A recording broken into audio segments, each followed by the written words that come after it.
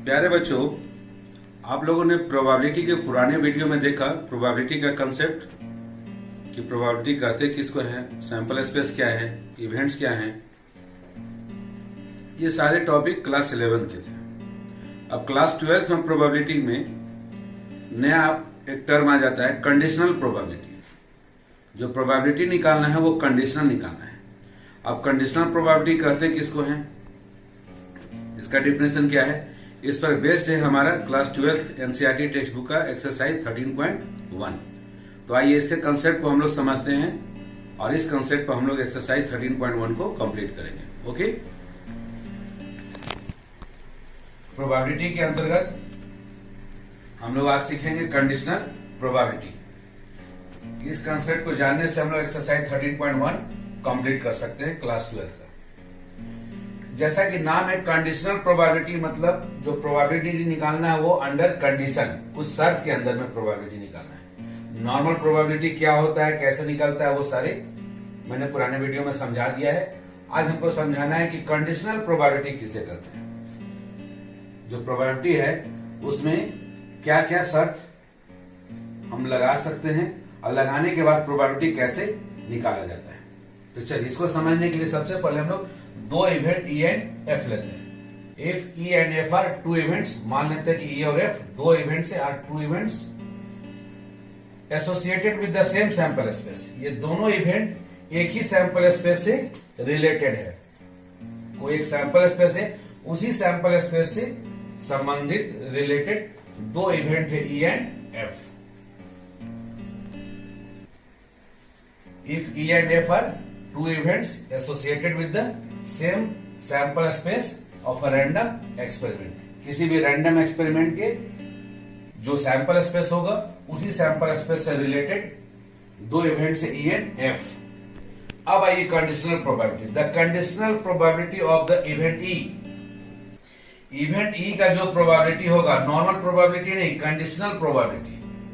Event E का जो conditional probability होगा तो क्या कंडीशन होगा, गिवन होगा यहां पर, given that F has already occurred, कि घटना एफ पहले से ही हो चुका हो। जब घटना एफ पहले से हो चुका हो उसके बाद घटना ई के होने का प्रोबेबिलिटी क्या हो, तो यह कहलाएगा कंडीशनल प्रोबेबिलिटी। घटना ई का प्रोबेबिलिटी तो सिंपली वो नॉर्मल प्रोबेबिलिटी है, लेकिन उसमें कंडीशन लग गया, शर्त लग गया कि घटना ई का प्रोबेबिलिटी जब ये दिया हुआ हो, गिवन हो कि घटना एफ ऑलरेडी पहले से घट चुका हो, तब इसका प्रोबेबिलिटी क्या होगा। इसको हम लोग रिप्रेजेंट करते हैं P E divided by F. Probability of E divided by का मतलब घटना एफ पहले से ऑलरेडी हो चुका हो। Probability of E when F is already occurred, F पहले से हो चुका हो।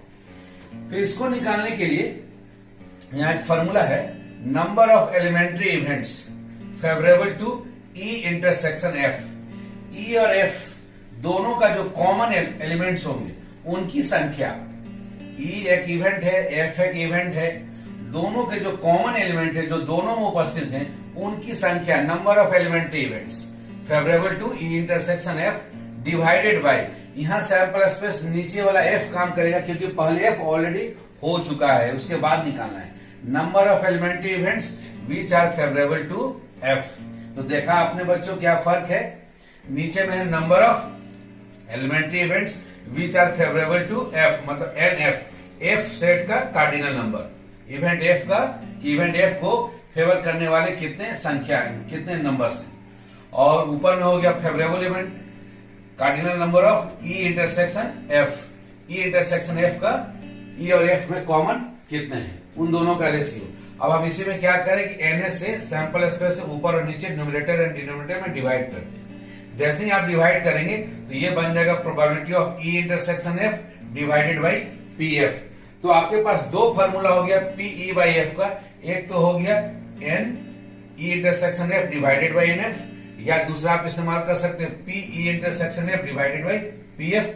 शर्त क्या होगा कि नीचे वाला जीरो के बराबर नहीं होना चाहिए, क्योंकि नीचे वाला जीरो हो गया तो ये अनडिफाइंड होगा। Anything constant divided by zero is infinity, undefined हो जाएगा। अब आइए इस जो हम लोग कंडीशनल प्रोबेबिलिटी पढ़े इसके कुछ प्रॉपर्टीज है। प्रॉपर्टी नंबर 1 क्या है? Probability of sample space when F is already occurred, या probability of F when F is already occurred. इस दोनों का वैल्यू हमेशा 1 आएगा।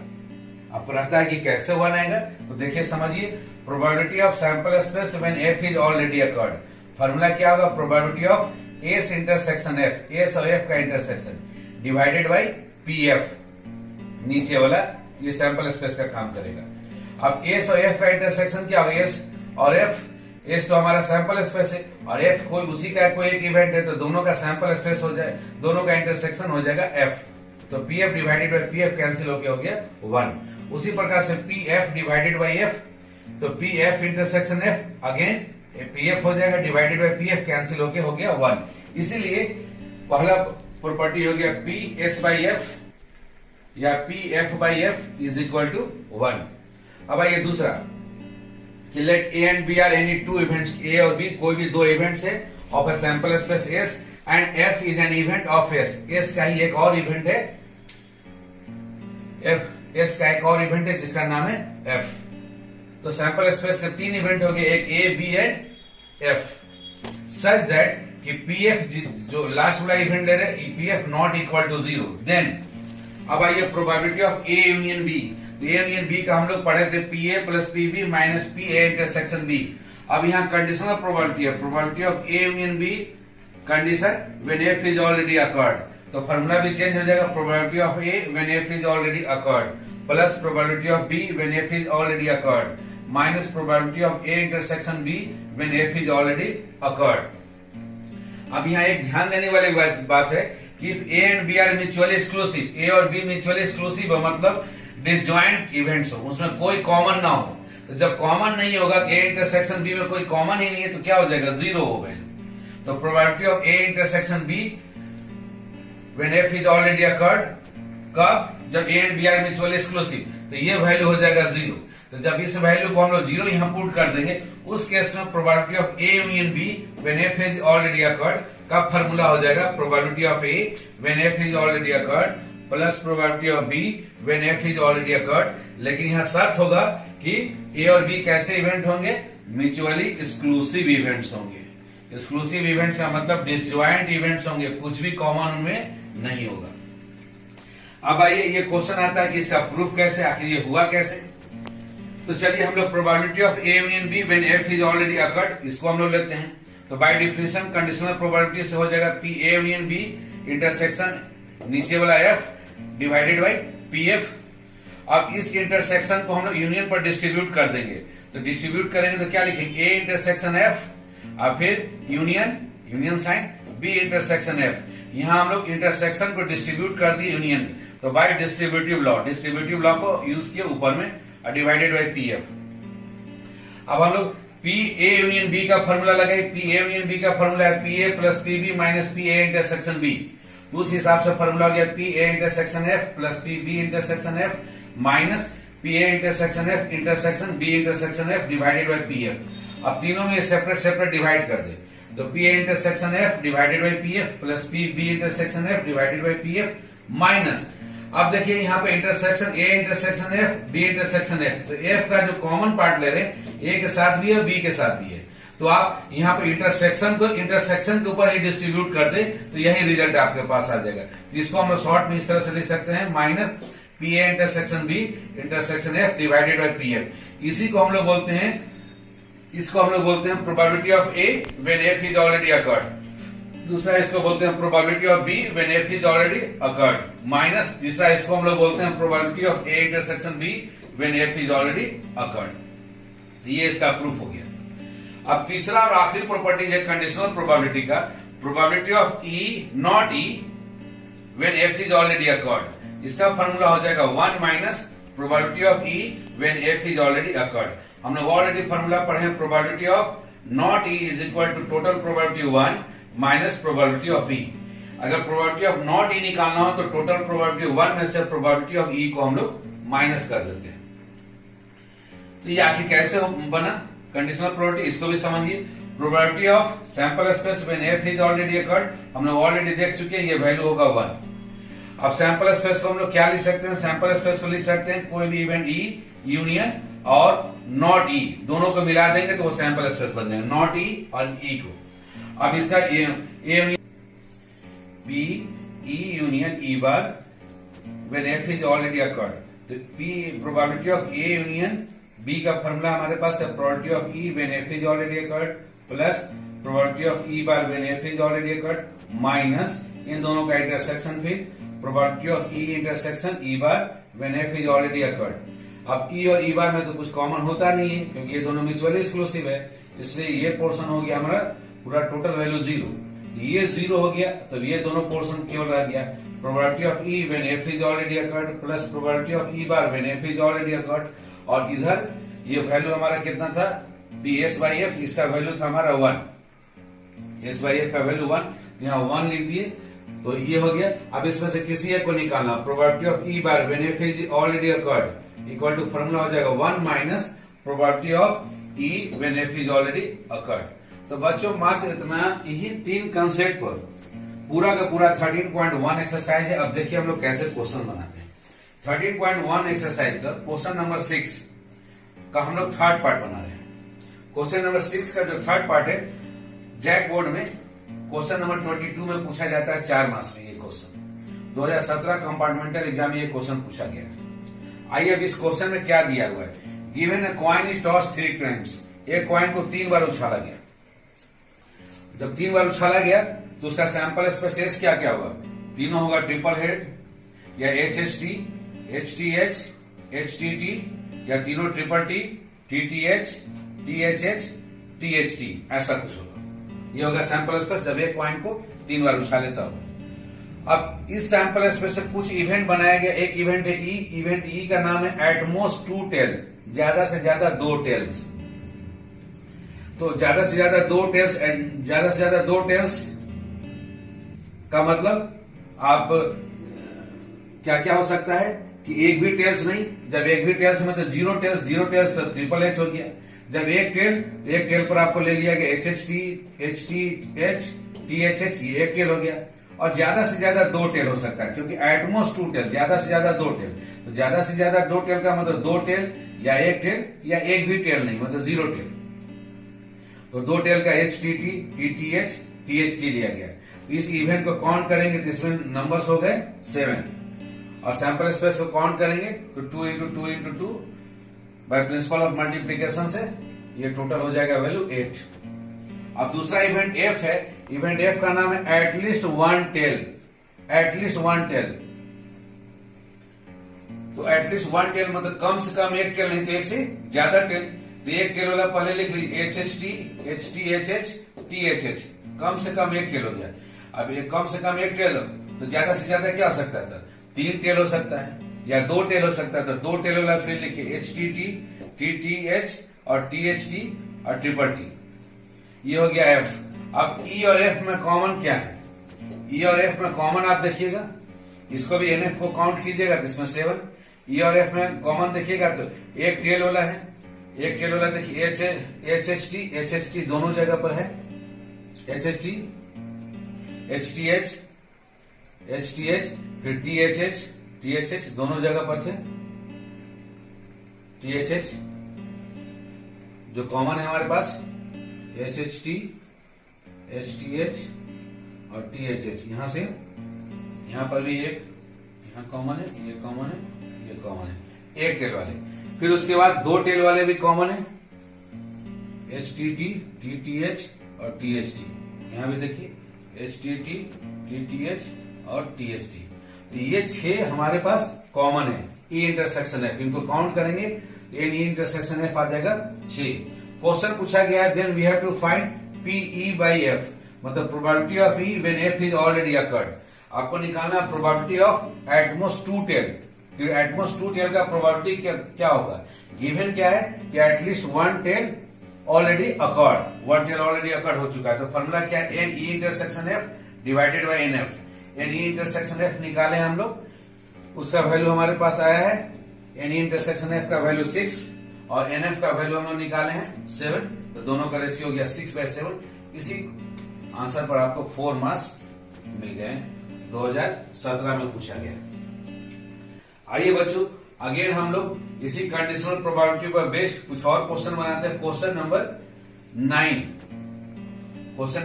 13.1 एक्सरसाइज का क्वेश्चन नंबर 9 आप देख सकते हैं, जो कि आपको 2000 में जैक बोर्ड में पूछा गया है। क्वेश्चन नंबर 22 में पूछा गया है। तो क्वेश्चन नंबर 22 आता है 4 मार्क्स का। अब आइए इसमें क्या क्वेश्चन था सो देखिए। क्वेश्चन है कि गिवन है mother father and son line up at random. ये तीनों mother father and son at random जैसे मन तैसे लाइन अप होते हैं फॉर अ फैमिली पिक्चर। एक फैमिली पिक्चर खींचना है और उसके लिए तीनों ये लाइन अप होते हैं। अब उसमें दिया गया है कि ई इवेंट मानना है कि सन ऑन द वन इन, सन एक इन पर हो, और एफ इवेंट मानना है कि father in middle, father middle में हो। ये 2 इवेंट बोला गया है। तब हमको निकालना प्रोबेबिलिटी ऑफ ई, मतलब probability of son on one end हो when it is given that कि father is in middle, father middle में है, उसका प्रोबेबिलिटी क्या होगा ये निकालना है। तो सबसे पहले हम लोग सैंपल स्पेस निकालते हैं कि क्या क्या पॉसिबिलिटी है मदर फादर एंड सन का। तो मदर फादर सन ये एक हो गया। अब इसमें मदर को हम लोग एज इट इज रहने थे, फादर सन इंटरचेंज कर सकता है। अब सन बीच में आ गया, मदर सन एंड फादर। अब हम लोग क्या करें, फर्स्ट में जो मदर का पोजीशन तो वहां सन का पोजीशन दे दे। तो सन का पोजीशन देने के बाद अब बाकी 2 फादर या मदर हो सकते हैं या मदर एंड फादर हो सकता है। अब फर्स्ट पोजीशन हम लोग फादर को दे दे, तो बाद का 2 पोजीशन सन एंड मदर हो सकता है या मदर एंड सन हो सकता है। यही 6 कुल संभावना है, 6 कुल पॉसिबिलिटी है। ये यदि हम लोग फैमिली पिक्चर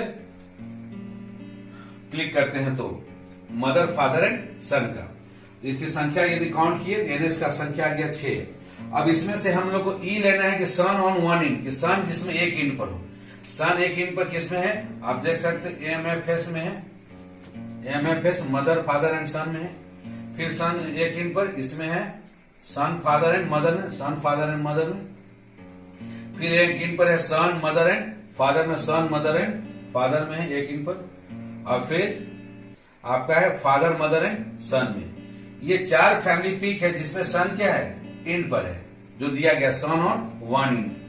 तो ई को हम लोग लिख लिए, ये 4 हो गए, इसकी संख्या काउंट कर लिए तो 4 कार्डिनल नंबर। एफ इवेंट है कि फादर इन मिडिल, कि फादर मिडिल में होना चाहिए।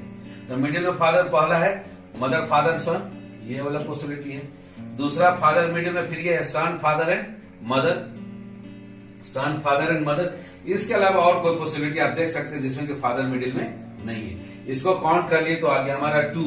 अब ई और एफ का इंटरसेक्शन आप देखें, ई और एफ का इंटरसेक्शन देखेंगे तो ये आपका mother father and son, mother father and son ये वाला कॉमन आएगा। और दूसरा son father and mother, son father and mother, ये दोनों में कॉमन है। देखिए आप देख रहे हैं, तो दोनों का इंटरसेक्शन हो गया मदर फादर एंड सन, और फिर सन फादर एंड मदर।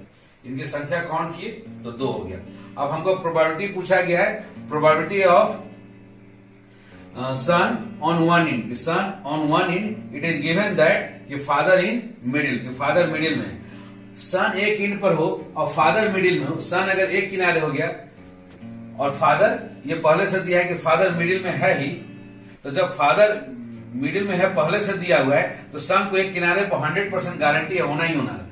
अगर फादर मिडिल में फिक्स हो गया तो सन को एक न एक इन पर होना ही होना हो, या तो फर्स्ट इन पर हो या लास्ट वाले इन पर हो, उसको होना ही होना। 100% पॉसिबिलिटी है, ये श्योर इवेंट है, इसलिए इसका प्रोबेबिलिटी 1 आएगा। बाय फार्मूला आ जाइए, फार्मूला से है N E intersection F divided by N F. N E intersection F मतलब ई और एफ का कॉमन देखेंगे, उसका वैल्यू है 2 divided by N F. N F भी निकाले हैं हम लोग, उसका वैल्यू भी 2 है, 2/2 कैंसिल कर दिया 1। आप आसानी से देख सकते हैं कि ये यदि हमको निकालना probability that son on one end, कि सन एक इन पर हो और ये पहले से बताया गया कि फादर मिडिल में है, ये घटना पहले हो चुका है, तो फादर यदि मिडिल में है तो फादर मिडिल में तो सन को तो ऑटोमेटिकली है एक इन पर होना ही होना है, इसलिए इसकी पॉसिबिलिटी 1 आई, ये श्योर इवेंट हो गया। बच्चों 2017 जैक बोर्ड में एनुअल एग्जाम में पूछा गया क्वेश्चन है, क्वेश्चन नंबर 22 में पूछा गया है कि वहां पर गिवन है क्वेश्चन में कि given a coin is toss 3 times, एक कॉइन को 3 बार टॉस किया गया और वहां इवेंट ई को माना गया है कि एटलीस्ट 2 हेड्स, और इवन एफ माना गया है एटमोस्ट 1 हेड। ये 2 इवेंट है, तो पता लगाना है कि probability of E when F is already occurred, इसका वैल्यू क्या होगा।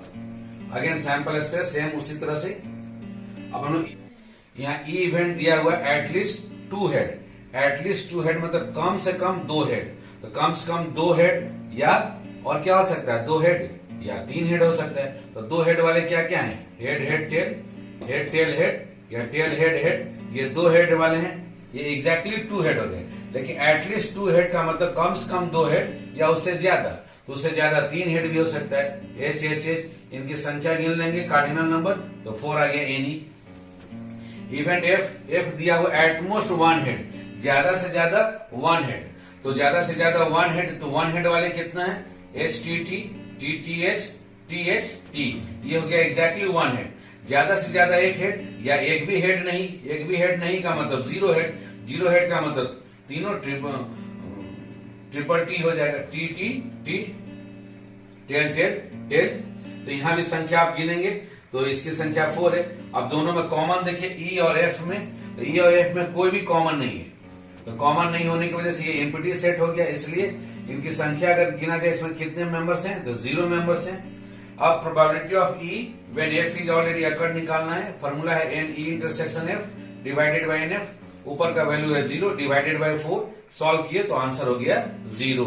ये पूछा गया है 2017 एनुअल एग्जाम जैक बोर्ड में, क्वेश्चन नंबर 22 में 4 मार्क्स में। आइए अब आपका एनसीईआरटी टेक्स्ट बुक 13.1 एक्सरसाइज का, ये है क्वेश्चन आपका एक्सरसाइज 13.1 का। तो 13.1 में क्वेश्चन नंबर 4 हम लोग देखते हैं। क्वेश्चन नंबर 4 में दिया गया है पीबी का वैल्यू दिया हुआ 5/13 और 2 टाइम्स पीए का वैल्यू दिया है 5/13। इसे पीए का वैल्यू निकाल लिए, 2 से डिवाइड कर दिए दोनों तरफ, पीए का वैल्यू हो गया 5/26।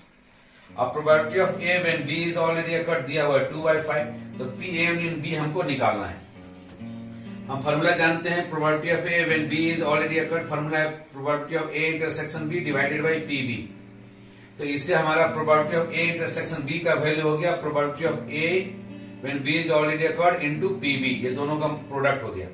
अब P probability of A when B is already occurred का वैल्यू है 2/5 इनटू प्रोबेबिलिटी ऑफ बी है हमारा 5/13, 5 कैंसिल हो गया, आ गया probability of A intersection B आ गया 2/13। अब हमको निकालना है probability of A union B, तो इसका क्लास 10 का फॉर्मूला है probability of A plus probability of B minus probability of A intersection B. ये 11th में भी डिटेल बताया गया है। अब सारा वैल्यू लिख दे, पीए का वैल्यू लिख दे 5/26, पीबी का वैल्यू है 5/13, और अभी हम लोग निकाले probability of A intersection B निकाले 2/13, एलसीएम ले ले 26, तो 26 को 26 से डिवाइड किया 1 इंटू 5 आ गया, 13 को 13 से डिवाइड किया 26, तो 2 टाइम्स 2 इंटू 5 हो गया 10, 13 से 26 डिवाइड किया 2, तो 2 इंटू 2 हो गया -4। तो अब सॉल्व कीजिए, 10 + 5 15 - 4, ये 11/26 ये आपका आंसर हो गया। ओके बच्चों, आइए हम लोग अभी और कुछ क्वेश्चंस बनाते हैं। बच्चों ये क्वेश्चन नंबर 22 में पूछा गया है जैक बोर्ड में 2018 में। क्वेश्चन को हमने पहले ऊपर लिख दिया है कि what is the probability of the occurrence of a number greater than 2।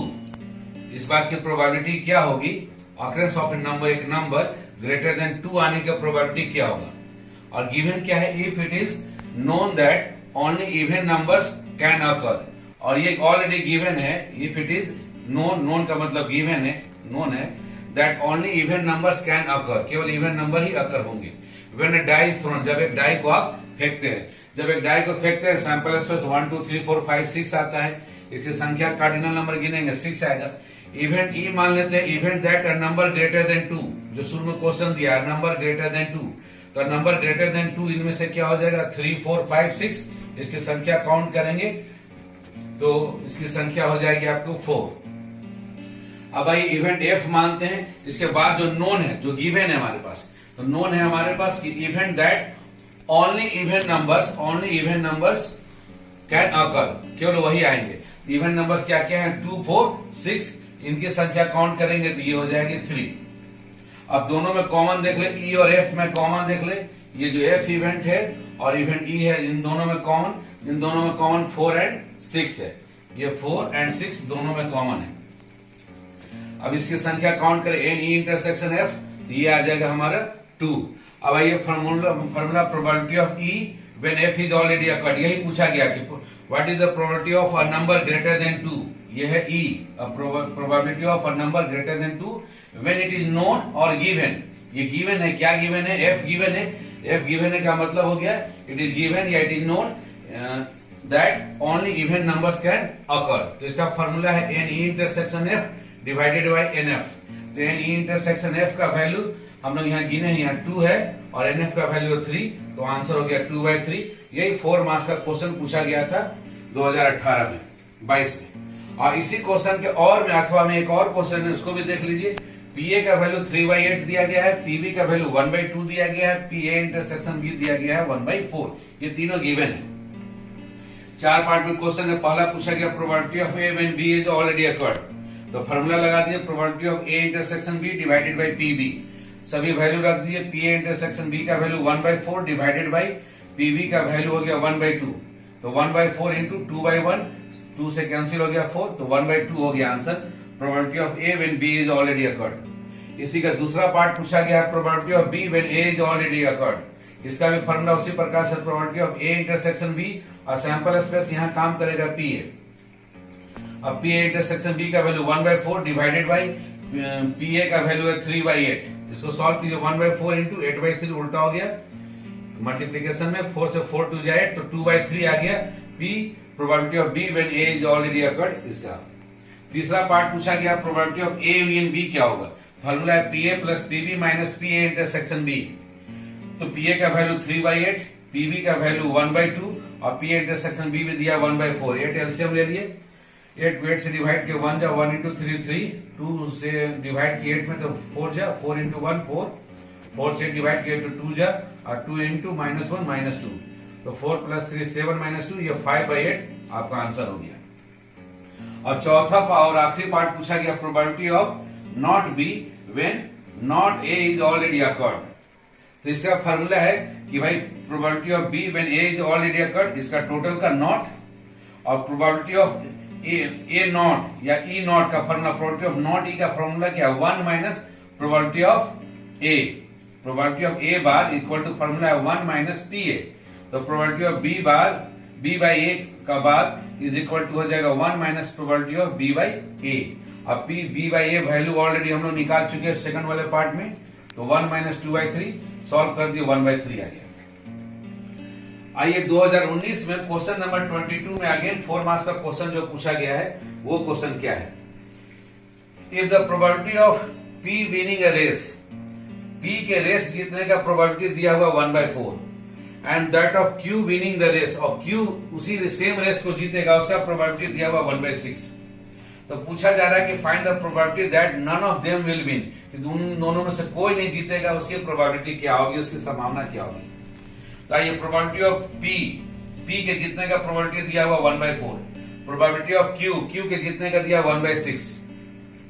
अब दोनों एक साथ एक ही रेस को जीत नहीं सकता है, तो since P and Q R mutually exclusive events हैं, दोनों एक साथ नहीं जीत सकता है। पी इंटरसेक्शन क्यू हो गया 5, इसलिए probability of P intersection Q हो जाएगा 0। अब हमको probability of P union Q, अर्थात या तो पी जीते या क्यू जीते या दोनों के जीतने की पॉसिबिलिटी, तो उसका फॉर्मूला है probability of P plus probability of Q minus probability of P intersection Q, मतलब दोनों के जीतने की प्रोबेबिलिटी, तो ये वैल्यू 0 हो जाएगा। अब प्रोबेबिलिटी ऑफ पी हो गया 1/4, प्रोबेबिलिटी ऑफ क्यू हो गया 1/6, सॉल्व कर दिए 6 और 4 का एलसीएम 12, तो 4 से 12 डिवाइड किया 3 जा 3 इंटू 1 हो गया 3, 6 से 12 डिवाइड किया 2 जा 2 इंटू 1 हो गया 2, 3 + 2 हो गया 5/12।